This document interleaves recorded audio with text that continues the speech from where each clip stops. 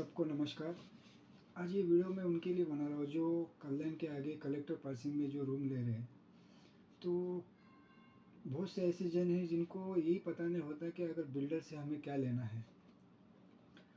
तो फर्स्ट देखो, पहला है रेरा सर्टिफिकेट। रेरा सर्टिफिकेट आपको लेना कंपलसरी है, क्योंकि इससे हमें पता चलता है कि हमारा प्रोजेक्ट जो बिल्डिंग बन रही है वो अप्रूव्ड है कि नहीं है। उसके बाद वो जो नंबर होता है रेरा नंबर, वो रेरा नंबर आपको लेना है। उसके बाद कलेक्टर एनए ऑर्डर एक होता है, वो हमें लेना है। वो इसलिए होता है कि ज़मीन को खेती से रेसिडेंट में बदलने का आदेश होता है एक, उसका सर्टिफिकेट हमें लेना है। तीसरी बात है कि लेआउट प्लान, जो हमारी जो बिल्डिंग बन रही है उसका एक पूरा लेआउट होता है, वो लेआउट का प्लान बिल्डर से लेना ज़रूरी होता है।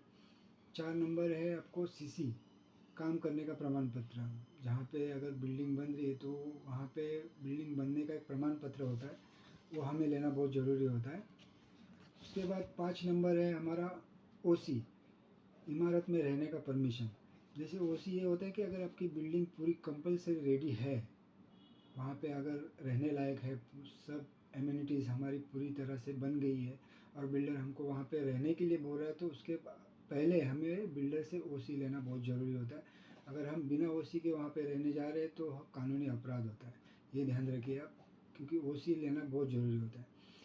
और 6 नंबर है 7/12। 7/12 उतारा, ये बिल्डर के नाम पे होना बहुत ज़रूरी होता है, ये बिल्डर पे नाम पे होना ही चाहिए।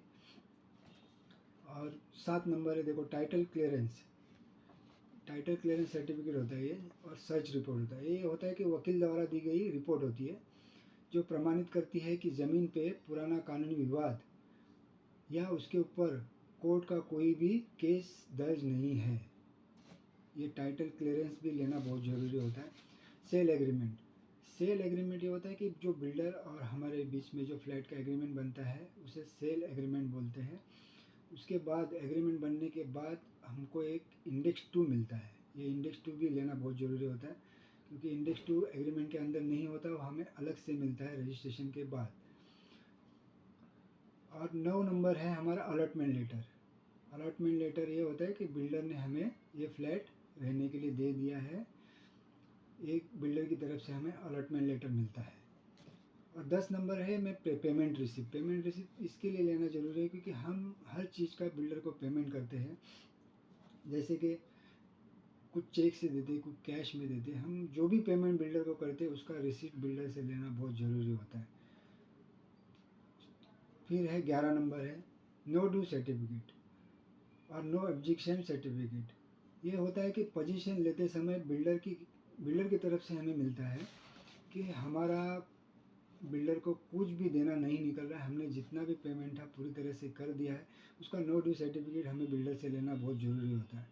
हमारा बिल्डर को कुछ भी देना बकाया नहीं है।